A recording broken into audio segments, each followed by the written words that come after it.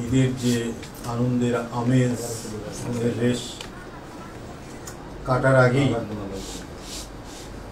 আপনাদের যে অর্পিত দায়িত্ব আপনাদের উপর, সেটি আপনারা সমস্ত কিছু উপেক্ষা করে পালন করে যাচ্ছেন।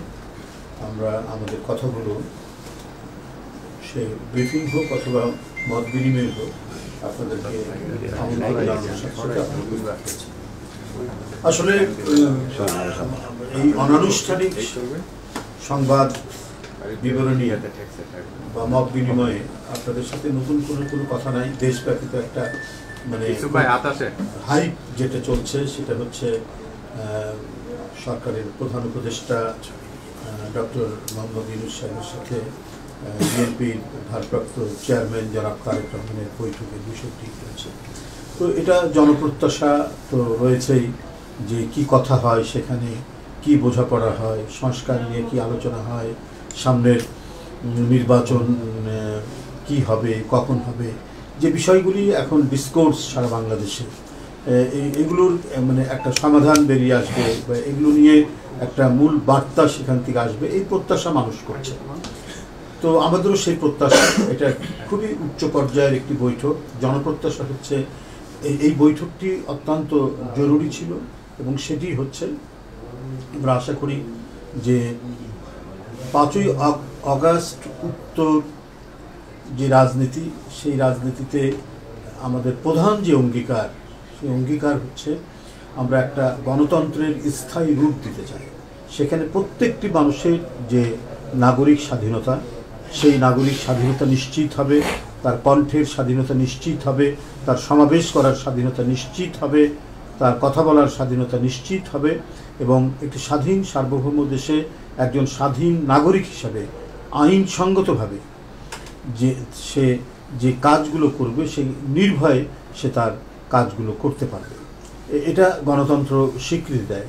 এটি গণতন্ত্রের মাধ্যমে একটি দেশের বা জাতির বা সমাজের অগ্রগতি নিশ্চিত হয়, সে সভ্যতার পথে এগিয়ে যায়। আমরা যদি পশ্চিমা বিশ্ব দেখি, তারা নানা প্রতিকূলতা অতিক্রম করেছে, নানা ধরনের সমস্যা অতিক্রম করেছে। মাত্র 4 শতাব্দীতে 4-5 শতাব্দীতে থেকেই সেখানে মানে বর্বরদের আক্রমণ হয়েছে, ভাইকিংরা সেখানে গেছে, তাদের সেখানকার প্রতিষ্ঠান ভেঙেছে। কিন্তু এত কিছুর পরেও এটাও প্রায় 300-400 বছর এইরকম একটা প্রতিকূলতার অবস্থা গেছে, যেটাকে মধ্যযুগ নামে পরিচিত। মধ্যযুগ বলতেই ইউরোপে অন্ধকার যুগ বলা হয়, কিন্তু এই অন্ধকার যুগ কাটিয়ে তারা আলোর যুগে আসতে সক্ষম হয়েছে। সেখানে রেনেসাঁ তৈরি হয়েছে, সেখানে ইন্ডাস্ট্রিয়াল রেভলিউশন হয়েছে, সেখানে ফিনান্সিয়াল ক্যাপিটালিজমের জন্ম হয়েছে। এইভাবে আস্তে আস্তে ক্রমান্বয়ে আমরা 19 শতাব্দী 20 শতাব্দী দেখেছি, এখন 21 শতাব্দীতে এসে আমরা দেখছি তাদের গণতন্ত্র কত মজবুত। সেখানকার অভ্যন্তরীণ রাজনৈতিক বিভিন্ন মতাদর্শগত যে সংগ্রাম, সেই সংগ্রাম তারা মিটিয়ে ফেলে আলাপ আলোচনার ভিত্তিতে বা জনগণের সংখ্যাগরিষ্ঠ ভোটের মাধ্যমে, সেখানে দেখেছি। তো আমরা সেই ধরনের একটি ঐতিহ্যবাহী এবং ক্লাসিক্যাল গণতন্ত্র আমাদের দেশে প্রতিষ্ঠা করার জন্য আমাদেরকে এখনও অনেক খড়কুটো পুরোতে হচ্ছে, তো বারবার গণতন্ত্রের জন্য লড়াই করে আমরা বিজয় অর্জন করছি, আবার সেটা ফ্যাসিবাদের হিংস্র থাবায় অদৃশ্য করে দেওয়া হচ্ছে, রক্তাক্ত করা হচ্ছে গণতন্ত্রকামী মানুষদেরকে। আমরা 15-16 বছর আওয়ামী দুঃশাসনের আমরা সেই নমুনাগুলো দেখেছি। কত যে ভয়াবহ নমুনা, কত যে মানে ভয়ঙ্কর সব ঘটনা। গতকালই কিশোরগঞ্জ থেকে একটি তরুণ ছেলে এসছে, ডাক্তার, ছেলেটি ডাক্তার হয়েছে, তার বাবাকে নিয়ে গেছে, এখনও সে খুঁজে পাচ্ছে না। তো জিজ্ঞেস করলাম যে তোমরা কি মামলা করেছো? তো সে বলল যে মামলা করতে আমার মা ভয় পাচ্ছে, যদি মামলা করলে আমাকেও যদি গুম করে নেয়। তো বলে তাহলে এখন করো, বলছে এখন আমরা করার উদ্যোগ নিচ্ছি। তো এরকম বাংলাদেশের কত বাড়িতে যে আহাজারি এবং তাদের যে কান্না ঝরে পড়ছে, সেটা মানে বলার ইয়াত্তা নাই, সেটা বলে শেষ করা যাবে না। এটাই হচ্ছে দুর্বিষহ ফ্যাসিবাদী দুঃশাসন। যখনই আওয়ামী লীগ ক্ষমতায় এসছে তখনই তারা এই ধরনের দুঃশাসন করেছে। এই জন্যই যে তারা মনে করেছে দেশটা তাদের একটা চিরস্থায়ী জমিদারি পরিণত করার যে আকাঙ্ক্ষা, সেই আকাঙ্ক্ষা থেকে যেমন কি বলে যে পালিয়ে যাওয়া প্রধানমন্ত্রী এই কাজটি করেছেন, তার বাবাও এই কাজটি করেছেন। কিন্তু তার বাবা হয়তো কিছু কিছু ক্ষেত্রে দেশের বিদেশিদের প্রভুত্ব অতটা মানতে চাননি, মেনেছেন কিন্তু অতটা মানতে চাননি, কিন্তু 16 আনা বিদেশি প্রভুত্ব মেনেছে শেখ হাসিনা। তো এই পরিস্থিতিগুলো আমরা অতিক্রম করে এসেছি। সেই জন্য এই যে 1-to-1 বৈঠক প্রধান উপদেষ্টা ডক্টর মোহাম্মদ ইউনূস এবং বিএনপির ভারপ্রাপ্ত চেয়ারম্যান জনাব তারেক রহমানের এই বৈঠকটি সেই কারণেই জনগণ অত্যন্ত গুরুত্বপূর্ণ মনে করছে, অত্যন্ত তাৎপর্য মনে করছে, এবং শান্তি, স্থিতিশীলতা এবং রাজনৈতিক যে কোনো সংকট উত্তরণে আমাদের যে একটি নির্ধারিত গণতান্ত্রিক প্রক্রিয়া অবলম্বন করা উচিত বা দরকার, আমার মনে হয় সব কিছু মিলিয়েই হয়তো সেখানে আলোচনা হবে বলে আমরা মনে করি। মানুষ সর্বোচ্চ ইতিবাচক দিকটায় এই বৈঠকের মধ্যে দিয়ে দেখছে। আমরা আশা করব আগামীকাল লন্ডনের স্থানীয় একটি হোটেলে সকাল 9টায় যে বৈঠকটি শুরু হবে, 9টা থেকে 11টা, দেশের সকল জনগণের মতো বাংলাদেশ জাতীয়তাবাদী দলও এই বৈঠকের সাফল্য কামনা করছে এবং অবশ্যই বিশ্বাস করছে আমাদের সামনের নির্বাচন, সংস্কার এবং এই দেশকে অনাদিকাল পর্যন্ত একটি গণতান্ত্রিক বিধি ব্যবস্থায় এগিয়ে নিয়ে যাওয়ার জন্যই আগামীকালকে বৈঠকটি হবে অতীব গুরুত্বপূর্ণ। আমরা এই বৈঠকের সাফল্য কামনা করছি। পাশাপাশি আমি আপনাদেরকে এও বলতে চাই যে লুট হয়ে যাওয়া বাংলাদেশের যে অর্থনীতি আপনারা দেখেছেন, তার কি ভয়ঙ্কর পরিস্থিতি। আজকে নানাভাবেই কিছু অপপ্রচার এবং প্রোপাগান্ডা চালানোর লোকরা বলছেন যে এটি কি বৈঠক, ইউনূস সাহেব সেখানে গেছেন, সেখানে কারা কারা দেখা করবে না করবে এগুলো নিয়ে আলাপ আলোচনা করছে। এটা একটা বাতুলতা মাত্র, এটা শুধুমাত্র একটা অপপ্রচারের জন্য এটা করা। একজন সরকার প্রধান যখন অন্য দেশে যান, তার কয়েকটি দিক থেকে, একটা রাষ্ট্রীয় সফর, আরেকটা থেকে এমনি সরকারি সফর। আর লন্ডন তো গোটা পৃথিবীর কেন্দ্র হিসাবেই বিবেচিত হয়। এখানে নানা আলাপ আলোচনা, রাজনৈতিক বৈঠক, অনেক কিছু সেখানে হয় বিভিন্ন দেশে। তো তিনি সেখানে গেছেন, সেখানকার বাণিজ্য মন্ত্রী তার সাথে দেখা করেছেন, সেখানকার নিরাপত্তা উপদেষ্টা ব্রিটেনের তিনি ডক্টর মোহাম্মদ ইউনূস সাহেবের সাথে দেখা করেছেন, এবং সেখানে নানা পার্লামেন্টারি বহু এমপিরা তার সাথে দেখা করেছেন। সেখানে নানা প্রশ্ন উত্তর পর্বে তিনি সেখানে কথা বলেছেন, এবং অনেক কথাই তিনি বলেছেন যেগুলো আমরা গণমাধ্যমে আমরা সেটি পেয়েছি। সুতরাং এটা হচ্ছে অপপ্রচারটা দেওয়া হচ্ছে নিজেদেরকে আড়াল করা, নিজেদেরকে মানে ঢাকা। সেখানে সাইফুজ্জামানের যে এতগুলো সম্পত্তি বাজেয়াপ্ত করলো সেখানকার গোয়েন্দা পুলিশ, তো এই বিষয়টা তো খুব বড় করে দেখালেন না যারা অপপ্রচার করছেন। এই ডক্টর ইউনূস সাহেবের মানে সফর নিয়ে যারা অপপ্রচার চালাচ্ছেন, এই সাইফুজ্জামান ছিল ভূমি প্রতিমন্ত্রী, তার যে কত বাড়ি, কত মিলিয়ন বিলিয়ন পাউন্ড সেখানে, এবং সেখানে সম্পদ করেছে। ইতিমধ্যে 3টা বড় সম্পদ সেখানকার আইন শৃঙ্খলা বাহিনী সেটা জব্দ করেছে। এরপরে দুবাইও দুদক সেখানে করছে, এবং বহু প্রায় 700 জনের মতো আওয়ামী দোসরদের সয় সম্পত্তির সেখানে খোঁজ পাওয়া গেছে, সেগুলো তারা তদন্ত করছে। এই যে 16 বছর ধরে জাতির অর্থনীতিকে লুট করে পাচার করেছে শুধুমাত্র একটি গোষ্ঠী স্বার্থে, একটি পরিবার এবং গোষ্ঠী, এটা যে কি ভয়ঙ্কর। তাদের কি বলে সংগঠন, তারা হবে কিনা, কি বলে যে তারা নির্বাচনের অনুমোদন পাবেন কিনা বা রাজনীতি করার সুযোগ পাবেন কিনা, তারা নিষিদ্ধ হয়েছেন কি হননি, এগুলো নিয়ে নানা প্রশ্ন চলছে। কিন্তু একটা প্রশ্ন আপনাদের মাধ্যমে যারা এই প্রশ্নগুলি করছেন তাদেরকে আমি করতে চাই, যারা এই যে জনগণের লুণ্ঠিত টাকা নিয়ে উপভোগ করছে পৃথিবীর বিভিন্ন নামি দামি রাজধানীগুলোতে, শহরগুলোতে, তো তাদের বিরুদ্ধে কি ধরনের শাস্তি নেওয়া উচিত এটা আপনারাই বলুন দেখি। যারা কুইক রেন্টালের নামে, পদ্মা সেতুর নামে, ফ্লাইওভারের নামে নানাবিধ মেগা প্রজেক্টের নামে যারা জনগণের পকেট কেটে টাকা নিয়ে গিয়ে সেখানে বিত্ত বৈভব এবং বিলাসে মত্ত রয়েছেন, তাদের সেই রাজনৈতিক দলের বিরুদ্ধে কি ধরনের ব্যবস্থা নেওয়া উচিত বলে আমি তাদেরকে জানাই। যারা প্রযুক্তির কারণে নানাভাবে অপপ্রচারের সুযোগ নিয়ে নানাবিধ প্রোপাগান্ডা চালিয়ে বেড়াচ্ছে, তাদের কি ধরনের ইয়ে হওয়া উচিত। যে রাজনৈতিক দল জনগণ এবং জনগণের অর্থ চুরি করতে পারে, সে রাজনৈতিক দলের রাজনীতি করার কি কোনো সুযোগ থাকা উচিত? এটা আজকে সবচেয়ে বড় প্রশ্ন সবার মুখে মুখে। এবং একটি দুটি টাকা নয়, লক্ষ লক্ষ কোটি টাকা তারা পাচার করেছে 15-16 বছর। তো সুতরাং এগুলো নিশ্চয়ই বিচার হওয়া উচিত। যারা হত্যা করেছে শিশু কিশোর তরুণদেরকে, যারা হত্যা করেছে রিক্সাওয়ালাদেরকে, যারা হত্যা করেছে 5 বছরের শিশু লিমনকে, এদের বিচার হওয়া উচিত, অবশ্যই তাদের বিচার হওয়া উচিত। তো এই বিষয়গুলো আমার মনে হয় যে নানা বিষয় নিয়ে হয়তো সেখানে আলোচনা হতে পারে, আমি জানি না এজেন্ডা। মানুষ এগুলো ভাবছে যে কি কি বিষয় নিয়ে সেখানে ভারপ্রাপ্ত চেয়ারম্যান এবং প্রধান উপদেষ্টা সেটা আলোচনা হবে। আমরা গণমাধ্যমে যা দেখছি। আমার মনে হয় 2 ঘন্টার বৈঠক, নিঃসন্দেহে আরও অনেক কিছু সেখানে আলোচনা হতে পারে। পাশাপাশি আমার যে বক্তব্য, যে আমি গতকালও বলেছি যে জনগণের নিরাপত্তা এবং জীবন রক্ষা এটা সরকারের প্রধান দায়িত্ব। আমি অন্তর্বর্তীকালীন সরকারের প্রতি আহ্বান জানিয়েছি। আমি দেখেছি তারা কিছু পদক্ষেপ নিয়েছেন, কিন্তু এটা আরও গুরুতর পদক্ষেপ নেওয়া উচিত। আপনার 288 জন আক্রান্ত হয়েছেন ডেঙ্গুতে, তার মধ্যে 261 জনই হচ্ছে বরিশাল বিভাগে, তার মধ্যে 202 জন হচ্ছে বরগুনাতে।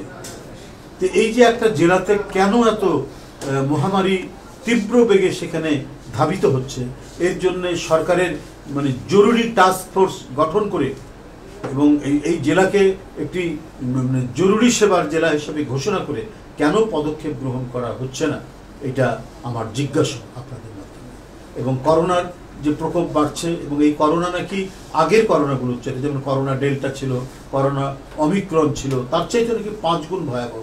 তো সুতরাং এগুলো কেন, এগুলোর বিরুদ্ধে জনগণ দৃশ্যমান সরকারের ভূমিকা এবং পদক্ষেপ দেখতে চায় এবং জানতে চায় যে বিশেষ করে তৃণমূলে জেলাগুলোতে সরকারি হাসপাতালে করোনা মোকাবেলায়, ডেঙ্গু মোকাবেলায় কি ধরনের ঔষধ এবং সেই ঔষধগুলো পর্যাপ্ত কিনা এবং সেটা রক্ষা করার জন্য সরঞ্জাম আছে কিনা, এটাও জনগণের কাছে জিজ্ঞাসা। বন্ধুরা আমার, এই বিষয়ে আমি বারবার তাগিদ দিচ্ছি, আজও আপনাদের কাছে বলছি, মানুষের জীবন রক্ষা করা একটি সরকারের সবচাইতে বড় দায়িত্ব। এই বিষয়ে স্বাস্থ্য মন্ত্রণালয় তারা আরও কতটুকু তৎপর হয়ে খুব দ্রুত ব্যবস্থা গ্রহণ করতে পারেন, সেটাই হলো আমাদের দেখার বিষয়। পাশাপাশি আমি আবারও বলতে চাই যে আপনারা দেখেছেন গতকালও বিভিন্ন সীমান্তে পুশিং করা হয়েছে। ভারতের লোক তাদেরকে বিদেশি বলে বাংলাদেশে তাদেরকে ঠেলে দেওয়া হচ্ছে, ফেলে দেওয়া হচ্ছে বাংলাদেশের মধ্যে। এবং তাদেরকে যখন ঠেলে দেওয়া হচ্ছে তখন তাদের কাছে যে টাকা পয়সা থাকে, সে টাকা পয়সাগুলো বিএসএফ কেড়ে নিচ্ছে। আসামের মুখ্যমন্ত্রী ঔদ্ধত্যপূর্ণ কথা বলে যাচ্ছেন প্রতিনিয়ত। তো এটার উদ্দেশ্য কি? তারা কোনো ধরনের একটা মাস্টার প্ল্যান নিয়ে এই কাজগুলো করছেন কিনা, এটা আজকে বাংলাদেশের মানুষের মধ্যে, আন্তর্জাতিক সম্প্রদায়ের মধ্যে, আঞ্চলিক মানুষের মধ্যেও এই প্রশ্নগুলি দেখা যাচ্ছে যে হঠাৎ করে এত হিরিক পড়ে গেল কেন পুশিং করার, এবং যারা কেউ বাংলাদেশি নাগরিক নন। সুতরাং আমি ভারতকে বলবো যে সংযত আচরণ করুন। আপনারা একটি স্বাধীন সার্বভৌম দেশের প্রতি তাদের সার্বভৌমত্বকে চ্যালেঞ্জ করে আপনারা পুশিনের মতো কাজ করছেন, এটা বাংলাদেশের জনগণ মেনে নেবে না। আপনাদের সকলকে ধন্যবাদ। আমরা গণমাধ্যমের বিরোধী আন্দোলনে যারা যুক্ত ছিল, দেখুন আমরা তো গণতন্ত্রের জন্য লড়াই করছি। তো গণতন্ত্র তো হচ্ছে যে রাজনৈতিক দলগুলো আমরা সবাই মিলে করেছি একটা কমন ইস্যুতে। গণতন্ত্রের শত্রু এবং গণতন্ত্রের পক্ষে কথা বলা সংগঠন এবং মানুষকে নিরুদ্দেশ করছে, রক্তাক্ত করছে। এই ভয়ঙ্কর দানবীয় পরিস্থিতি থেকে মুক্তির জন্য যারা লড়াই করেছেন, বিভিন্ন রাজনৈতিক দল ছিল, ব্যক্তি ছিলেন, বুদ্ধিজীবীরা ছিলেন। তো এখন এই 5ই আগস্টের পরে স্ব রাজনৈতিক দল নিজস্ব চিন্তা চেতনা নিয়ে তারা সংগঠন করবেন, রাজনীতি করবেন, নির্বাচন করবেন। নির্বাচনের সময় কার সাথে কিভাবে যে উঠাবে সেটা দল নির্ধারণ করবে। কিন্তু কথা হলো যে ডিবেট এবং ডিসকাশন এটা তো চলবে। এটাই তো হচ্ছে গণতন্ত্রের সৌন্দর্য, এটা তো বিউটি অফ ডেমোক্রেসি, যে আমরা সমাজের মধ্যে নানা মতের মানুষ আমরা আমাদের কর্মসূচি তুলে ধরবো, আমাদের নীতি তুলে ধরবো, অন্যের নীতির আমরা সমালোচনা করব। এর মধ্যে দিয়ে একটা গণতান্ত্রিক সমাজ বিনির্মাণ হবে। এভাবেই একটি রাষ্ট্রীয় গণতন্ত্রের বিকাশ হবে। এই জন্যই তো আমাদের লড়াই, এই জন্যই সংগ্রাম। কিন্তু সেটা সংঘাতের দিকে যাবে না, সেটা রক্তক্ষয়ী হবে না। সেটার চূড়ান্ত সমাধান দেবে নির্বাচনে জনগণ। জনগণ যার নীতিকে সমর্থন করবে তারা সরকার গঠন করবে। সেই নীতি সেই সব কিছুদিনের জন্য, অর্থাৎ একটি নির্দিষ্ট মেয়াদকালের জন্য তারা বিজয়ী হলো। তারপরে যদি তাদের কোনো ভুল হয়, আবার পরবর্তী নির্বাচনে জনগণ যাকে মনোনীত করবে, ভোট দেবে, সেটাই হবে। এটাই তো হচ্ছে গণতন্ত্রের পালাবদল। ডেমোক্রেসি ট্রায়াল এবং এররের মধ্যে দিয়ে এগিয়ে যায়। চূড়ান্ত তার এভলিউশন হয় হচ্ছে ট্রায়াল এবং এররের মধ্যে দিয়ে। তো এই যে পথ চলার গণতন্ত্র, এটাই বারবার ফ্যাসিস্টরা, ডিকটেটররা আটকে দিয়েছিল। আমাদের বিশ্বাস আগামীকালকের যে বৈঠক, এর মধ্যে দিয়ে আমাদের সেই জায়গাটি আমরা ফিরে আসতে চাই। সেই পথরেখা, আমরা সেই গণতন্ত্রের পথেই আমরা হেঁটে গিয়ে বাংলাদেশকে আগামী দিনে একটি সত্যিকারের প্রকৃত এবং যেটা চিরায়ত গণতন্ত্র বলে, সেই চিরায়ত গণতন্ত্রের পথে আমাদেরকে নিয়ে যাবে। তাতে আমাদের সমাজ যেমন একটি গণতান্ত্রিক সমাজে গঠিত হবে, আমাদের রাষ্ট্রও একটি গণতান্ত্রিক রাষ্ট্র হিসাবে বিকাশ লাভ। ধন্যবাদ। অনেক বলেছি,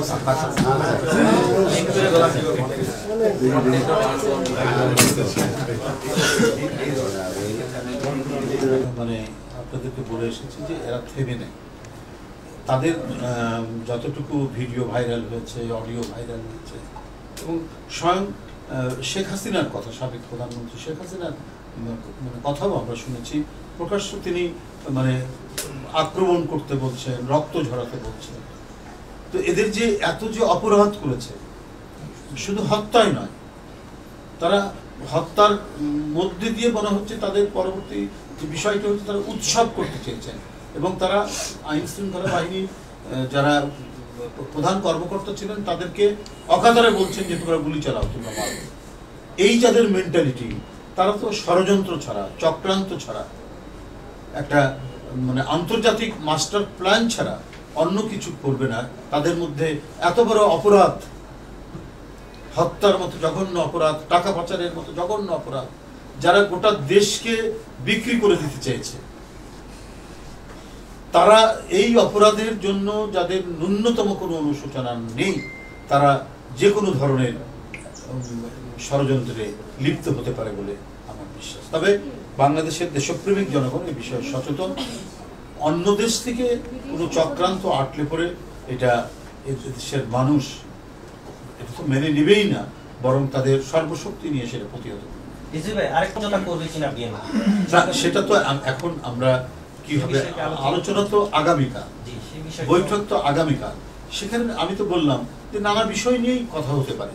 কি কি বিষয় নিয়ে কথা হতে পারে সেগুলো গণমাধ্যমে এবং মানুষের মনের মধ্যে, আমাদের মনের মধ্যে হতে পারে। যে এখন যে বোন অফ কন্টেনশন, যে বিবাদের যে বিষয়গুলো, আমি বিবাদ বলবো, যে ডিসকোর্স, ডিবেটগুলো আছে, সেটা একটা মানে চমৎকার মানে উপসংহারে এসে পৌঁছাবে, একটা ইতিবাচক উপসংহারে এসে পৌঁছাবে বলে এটা দেশের মানুষ বিশ্বাস করে এবং বাংলাদেশ জাতীয়তাবাদী দল বিশ্বাস করে।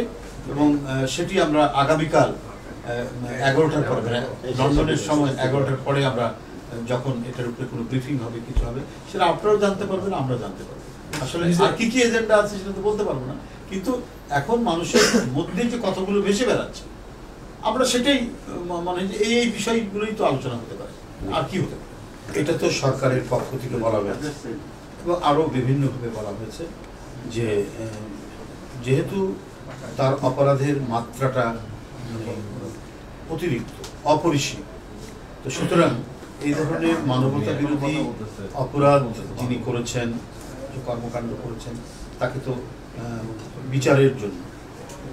বিচারের মুখোমুখি করার জন্য তো ফিরিয়ে দেওয়া উচিত। সেটা তো আগেই সরকারের পক্ষ থেকে বলা হয়েছে। বিভিন্ন রাজনৈতিক গণতন্ত্রের আন্দোলনে যারা ছিলেন এরাও কথাগুলো বলেছেন। তো আমার মনে হয় যে অবশ্যই সেই দাবি যেহেতু জনগণের, সেটা তো অবশ্যই করা উচিত। বিষয় হচ্ছে